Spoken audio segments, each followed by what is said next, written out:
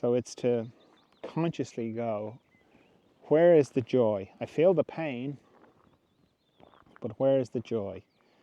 And once you start looking for it, you find it.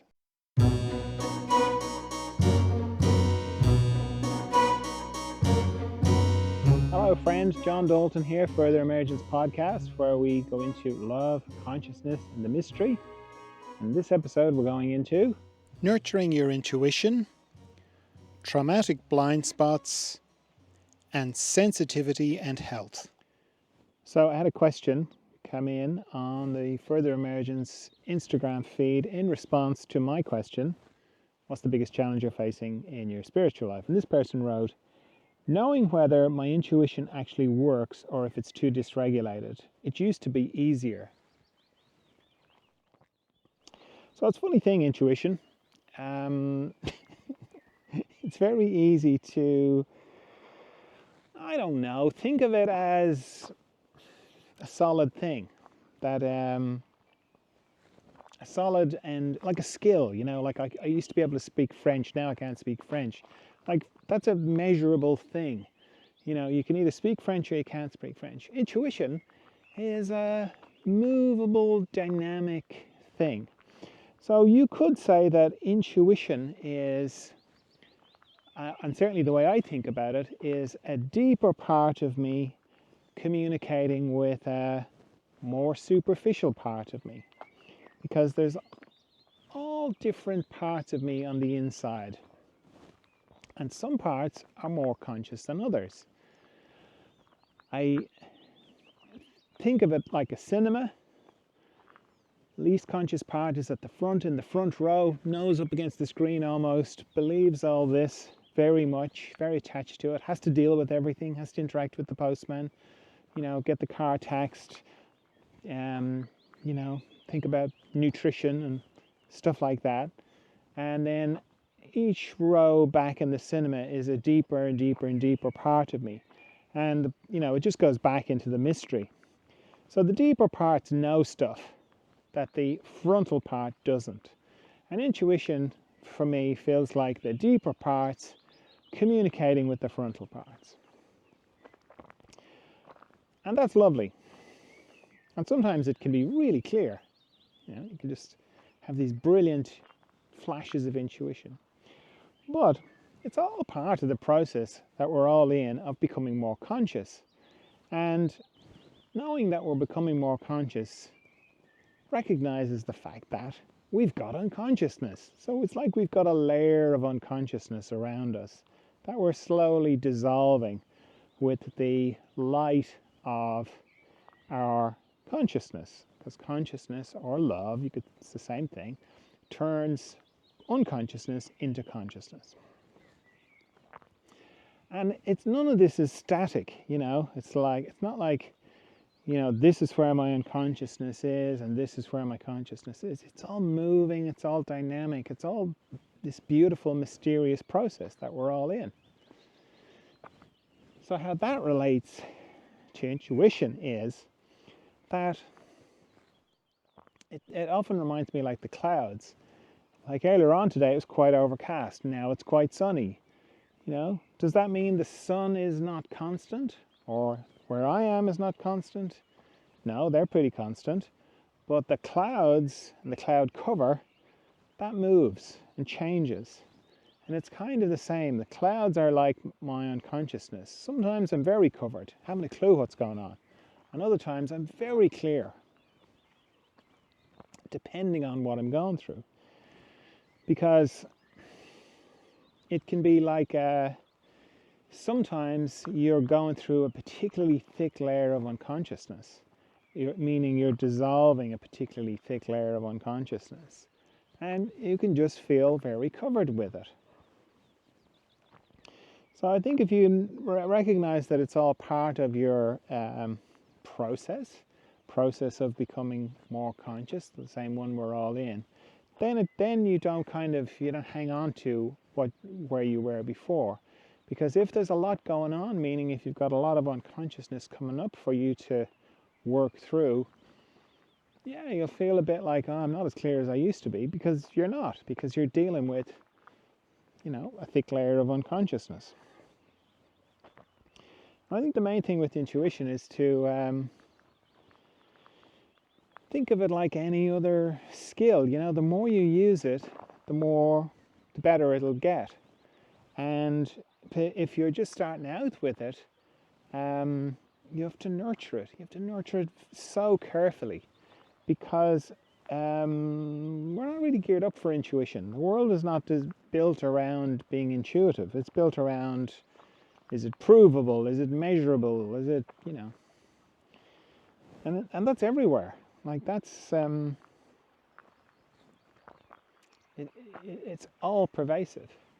So intuition doesn't really fit into that model. So you have to go against quite a bit on the inside to begin to cultivate it. So how you cultivate it, or how I suggest you cultivate it, is you basically claim all the wins, and anytime you're wrong, just let it slide. Don't focus on it. And try and avoid putting yourself in situations where it's, it's going to be very damaging to your intuition if you do get it wrong. Because when you start to get interested in intuition, it's when you begin to kind of go, oh, I was kind of right about that. I had a hunch about that thing, and I had a hunch about that other thing. And you could add that up to saying that it begins to dawn on you that your hunches are correct more than 50% of the time, and you're kind of going, oh, okay, maybe I'm intuitive. Maybe I've got some sort of intuitive skills here, and that's beautiful. But bear in mind, you might be, or maybe it's only 55% of the time you're getting it right. There's still 45% you're going to get it wrong. Now, if you kind of go, oh, that's it, I'm super intuitive. Now, let me just pick the lottery numbers, That's what I mean about putting yourself in a situation, because, there's a huge amount of pressure on something like picking the lottery numbers. And it's not an easy thing to do, and it's not really how intuition works. Because if it was, all the intuitive people would be winning the lottery left, right, and centre. But what it does is you're be like putting your children in danger. You're putting your intuition in an unsafe place, because the chances of you getting that right are very low. Whereas the chances of you kind of having a sense of when someone's going to call you, or if somebody's distressed and they come into your mind and you go, I think there's something up with my friend, I'll give them a call. Those are much easier, much better. Whereas putting it like, I'm going to pick the lottery numbers, you're trying to pick it on something that you're only 55% accurate on, And what happens is, when you don't win the lottery, you're like, oh, well, that whole intuition thing was rubbish. I was just kidding myself. It's, the science is correct. All the things I've heard, about provable, measurable, all that kind of thing. Oh, it's all correct. I'm an idiot. And then your intuition will shrink. So, as a general rule, like when you're trying to build confidence in anything, it's always helpful to aim for a target that you can hit. Don't aim for the target that's 200 miles away. Aim for one that's like 2 foot away from you. And when you hit that, and you hit it repeatedly, then you move it back a little bit, maybe 3 foot, 4 foot, slowly moving it back to build your confidence. And don't compare yourself to other people who've been doing it for a lot longer, who can hit the faraway targets because they've got the confidence to do it. So you can cultivate, and in a way you kind of have to cultivate your intuition if you're drawn to do that. You have to kind of work on it a little bit, because, as I say, you're up against a lot of conditioning and the way the world is set up, that it's not a real thing. So factor in that you're in a process of becoming more conscious, so things are going to influence that. And everything has to come through your system. That's the difficult thing about intuition, is that you have to accept that it's biased. It's always biased with your bias, with your unconsciousness. If you resist that and go, no, I'm completely clear, and this has definitely got nothing to do with me, that is a recipe for trouble, as far as I can see, and certainly in my experience. The deeper parts have to use the language of your system to communicate through. It's like when I would teach people craniosacral, and I would say like how important it was to be neutral before you begin to work with somebody. Neutral meaning knowing where you're at on the inside, to not just have the person come and start to work with them, because you don't know where you were. Meaning, if before anybody arrives, before the person arrives, you check in with yourself and you go, I am slightly irritated on a scale of 1 to 10, 10 being infuriated. I'm, I've been at about a 2 with my neighbour, to do with the wheelie bin incident, little altercation we had this morning. It wasn't even an altercation, it was just some, slightly, pointed words from my neighbour. I'm at about a 2 there. And I'm slightly sad that my friend forgot about my birthday, again, about a 2. Then the person comes and you begin to work together, and suddenly you realize that you are enraged at your neighbor. You've gone to a 10. You want to kill your neighbor. You want to throttle them. Okay?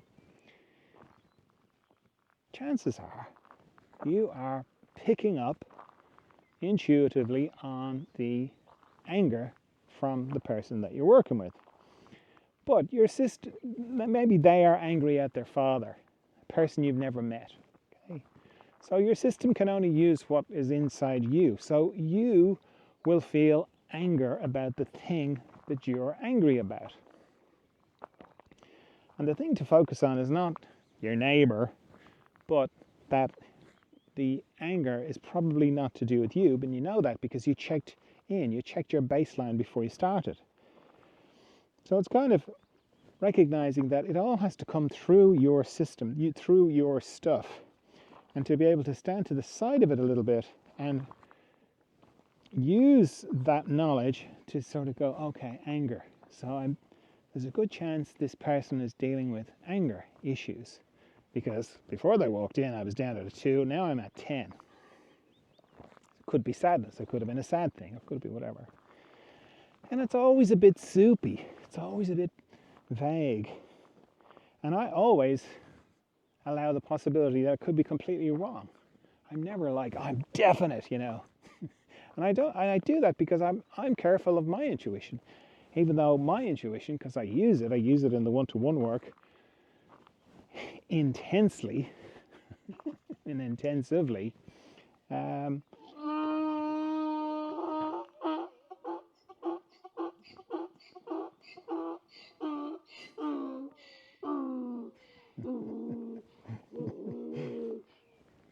That's my donkey friends. I use it intensively in my one-to-one work, and the stakes are high, dealing with people's pain and suffering, and it's not a lightweight thing. Plus they're paying me as well, so that always raises the stakes even more. But even with that, I think my intuition is pretty up there. It's up around in the 90%, I'd say, 90, 95. I'm usually pretty right. But I still always go, well, there's still 5%, there's still 10%. Might not be completely right. So I'm never like, this is what's going on. I absolutely know. I know what's happening here. I always rely on the feedback of the person. And really, I don't care if my intuition is right about something or not. Once the person's pain goes away, that's all I'm really concerned about. So build in or include the fact that you could be not feeling as much. Just going back to this person's question, you could be not feeling that much because of the process. If you happen to be going through a particularly thick bit of unconsciousness, that's always a thing. And then the other thing is to not think it's 100%, to know that it changes, that it's dynamic, and go after it actively. Just passing my donkey friends here. Go after it actively. They are looking at me like, where are the carrots? You normally have carrots. Go after it actively, meaning cultivate it. Get the little targets that you can hit. Start off with them, and then build your confidence. Don't just assume it's going to grow. Actively cultivate it like a little delicate flower that you nurture and help to grow and get strong. And it'll definitely get stronger if you do that. So I hope that helps. Now, are you interested in enlightenment? Is that something that you've heard about and are drawn to? Are you interested in getting enlightened yourself? Because for some people, enlightenment is kind of an out there thing. It's like, oh yeah, well, that's all right for that person, they're enlightened, or only people who are not around anymore, they're the only ones who are enlightened. In which case, that's fine. But if you are interested in enlightenment and you're interested in getting enlightened yourself, then I am holding 21-day Enlightenment Retreats in Ireland in September. Now, I am not trying to sell you this at all. In fact, I'd prefer if you didn't come. And I'm not trying to use inverse psychology or on you or anything like that.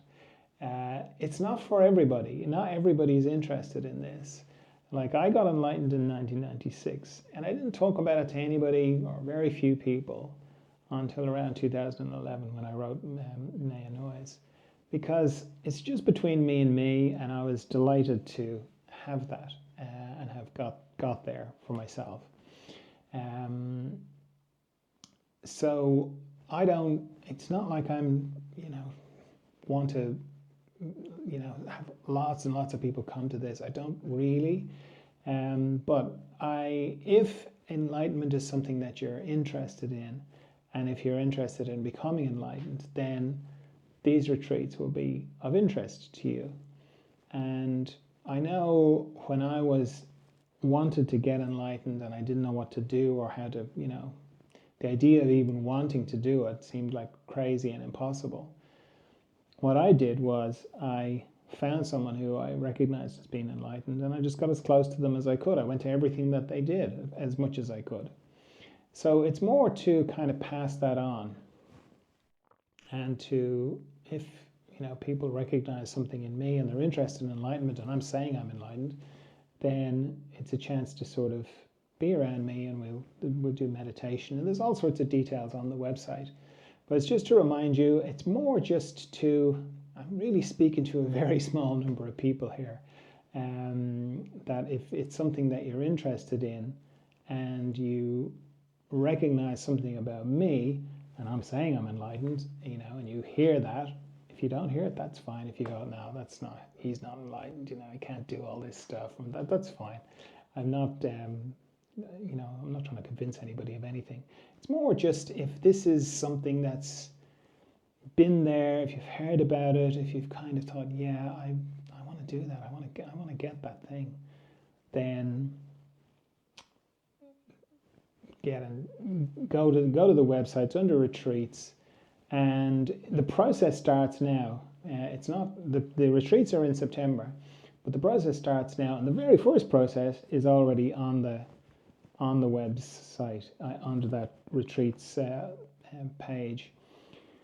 So it's not a case of send money or send me your email address or anything like that. No, you've got to do a bit of work straight away. You've got to do this exercise where you get very clear about what it means to you. And there's more exercises as well. If you don't think you can come to Ireland, but you still want to do the process, that's fine. You can do that as well. Just let me know. So yes, I just wanted to make a little little thing just to remind everybody about it, or remind you if this is something that you're interested in. If this is the first time you're hearing about it, great, I'm glad I did it. And if not, if it's a reminder, then great. And if none of this is of interest to you, totally understand. Now let's have a look at one of the memes on the Further Emergence Instagram feed. This one says, "Our past experiences of trauma can make us exceedingly tolerant of pain. Just because we can endure a relationship doesn't mean we have to." So this comes back to the shocking, obvious, but not so obvious knowledge that you can make a choice, that you don't have to be miserable. And if you've had a lot of trauma in your life, that can be almost impossible to see. It just doesn't even enter in that you have that you can make a choice. It just, I don't know, it's like blindness. You just can't see it. You're blind to it. And that's what makes it so difficult, and what makes us perpetuate very difficult relationships or very difficult situations. We just feel like, I just have to endure this because I can. I survived my difficult childhood. I'm just going to survive this. And the thing is, the sad thing is, you don't have to. Here, I'm giving you a get out of jail card. I'm giving you a get out of jail getting out of relationship card. I mean, I'm not saying you should just leave relationships, but it's so liberating to realize that you don't have to stay either, that you have a choice. Sometimes when you realize you have a choice, you still choose to stay, but it's very different to feeling like it's not an option. You just gotta stay in there, grinding away, being ground away.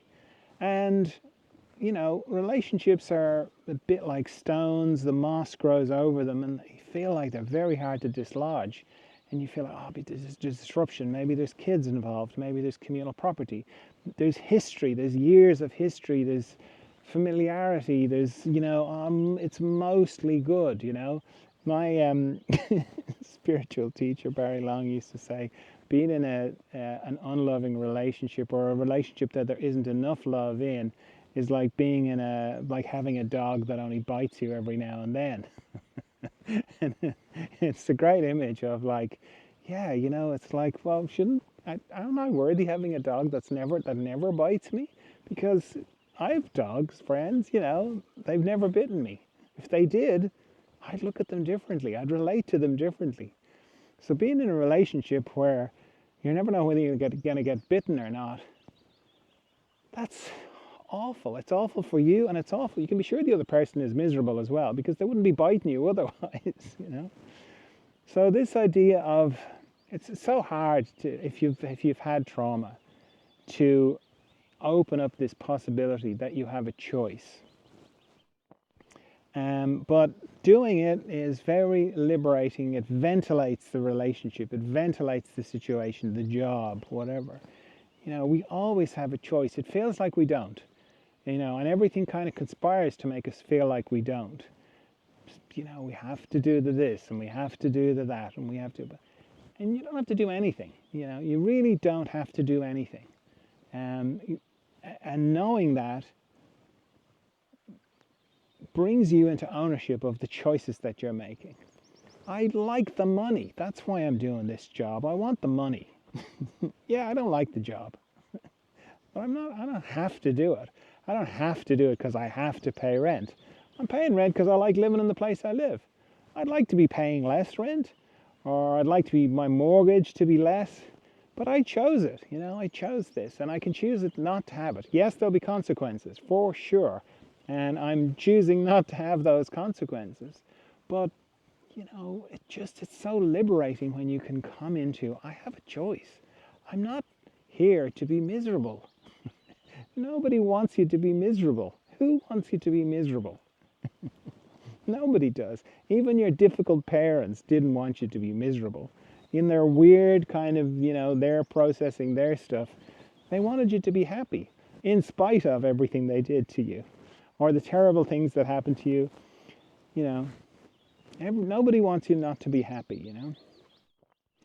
So you're not going to let anybody down by being happy.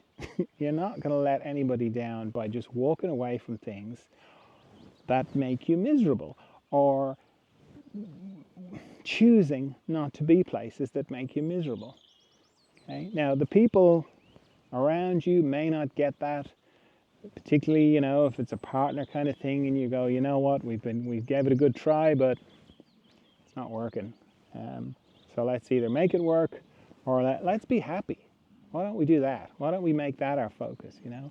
I mean, in a love, intimate relationships, I'm a bit ruthless like that. I'm a bit like, if it's not for love, what are we doing? Like, it has to be about love, because that's all that's left, you know. We're difficult to live with, you know.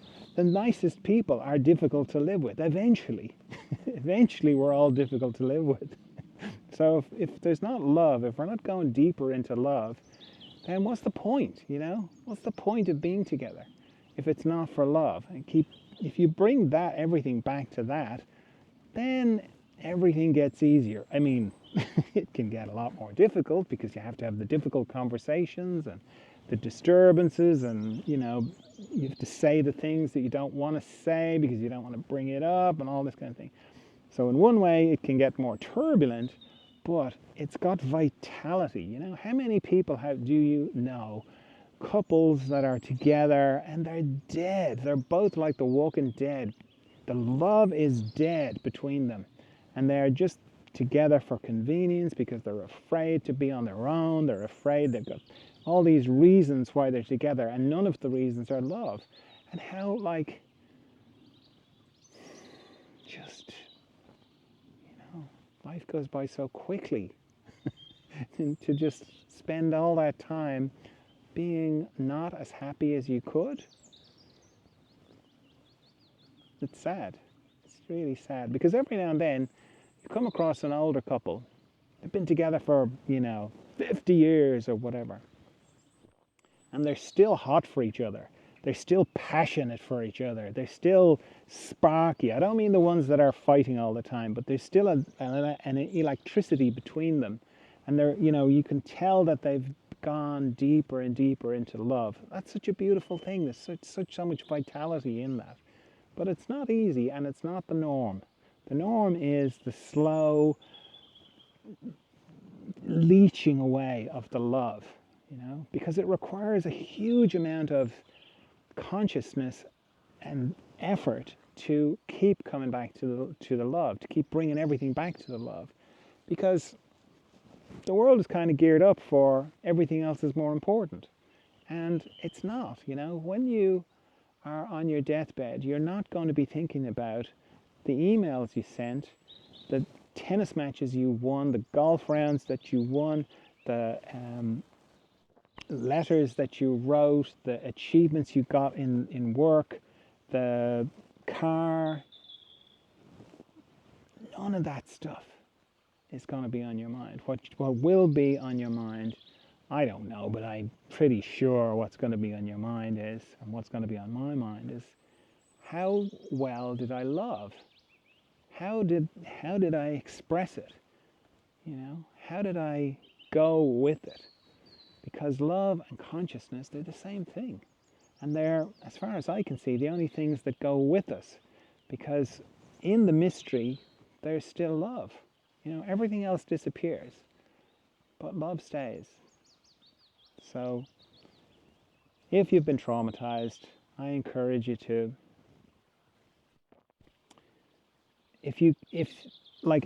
look at it. Look at this idea of, entertain the idea of, try it on. The idea of, I have a choice here. I have a choice with my friends, my parents, my family, either my parents' kind of family or my partner and my children. I have a choice with it all. Just entertain that. I can choose to not have any of this. I'm not saying you do that, but just see what it feels like. And if it feels disturbing, and it probably will if you have been traumatized, then that'll give you an indication of, a lot of things are happening because of the trauma, not because of that's what you really want. And then you can begin to go and get help to begin to, get rid of the trauma, to help or work through it, so that it's not running you, that you're not still in survival mode. Because active trauma, meaning if you're still operating from it, is this feeling of I'm still trying to survive my childhood. It's like, but you're 50 years old. You're 30 years old. You obviously survived, and it's almost like, shh, I'm very busy surviving. So it's to sort of get your system to stand down from that. And another question in response to my question about what is the biggest challenge you're facing in your spiritual life. This person says, how to embrace the sensitivity of being, in quotes, without it manifesting into too much sensitivity in the body, i.e. manifesting as illness. How to remain open to this world, sensitivity of heart and mind without getting sick. So there's quite a bit to that, because there's two things. There's the physical manifestation of it, and then there's just the normal kind of being sensitive to the world, and how do you move in the world that can seem, in a world that can seem very harsh, or unloving, unkind. How can you move in that world and still remain open-hearted and soft-hearted, which is something I talk about quite a bit. But this person is also saying, well, what about if that sensitivity, what about if that manifests as illness in your body? And a lot of people have this. I see quite a few people for this, whether it's food sensitivities, or whether it is being sensitive to EMF, electromagnetic frequencies. I've worked with people who were so sensitive that if they were in traffic, they could tell if the person in the car in front had a phone on or not. That sensitive. Couldn't go anywhere. Had to live in the middle of nowhere kind of thing.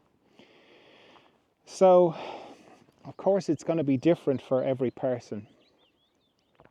Everybody is system is configured differently, so these things manifest in different ways.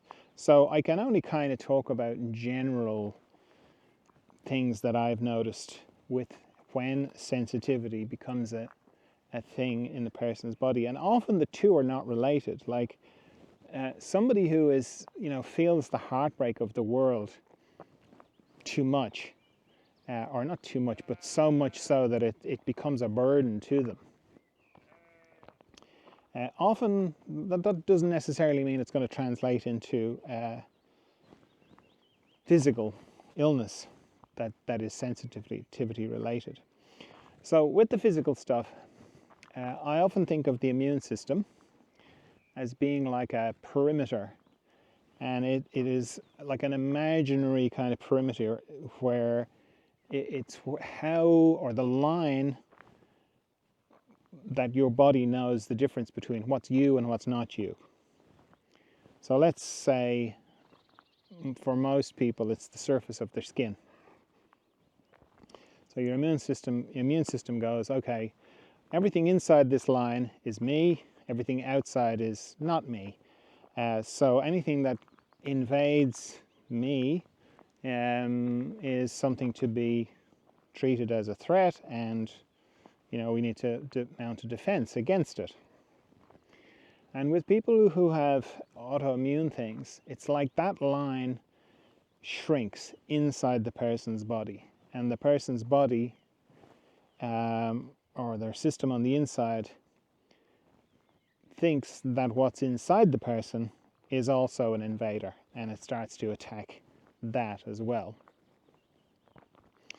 So you get what are called autoimmune problems, where your body thinks itself is an attacker, like an external thing, and goes on the attack. And that often can be to do like on a emotional, energetic kind of level of not really I mean, I want to say boundaries, but that's a bit cliched. I don't mean it in that kind of normal way that people talk about boundaries, but it's this idea of the person not really are having trouble with knowing who they are and where they end and the world begins. It's like that part of them is confused in some way or another. I've seen that quite a bit. And that often will be to do with food sensitivities or, autoimmune kind of problems, and can lead to all sorts of strange symptoms.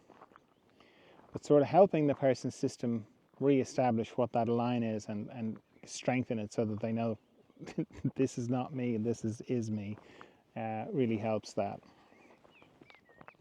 With the EMF stuff, often it's to do with how a person processes radiation, and it's pretty energetic, what the problem is, and it's sort of a matter of helping the person, instead of collecting all this radiation, which is what they seems to be, certainly the people I've worked with, they collect radiation inside their body, and then that has a